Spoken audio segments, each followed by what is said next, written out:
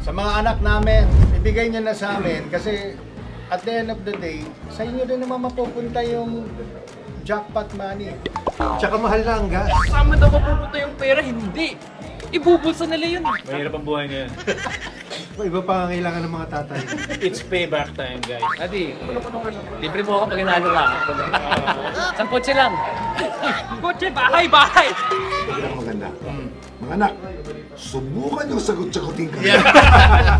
Anak namin kayo.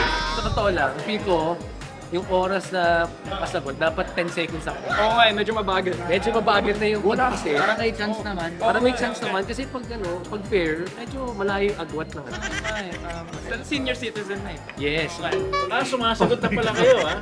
Mga daddy, kami mananalo dito kaya wag nyo na i-try. Paahon pa lang kayo, lubog na kayo.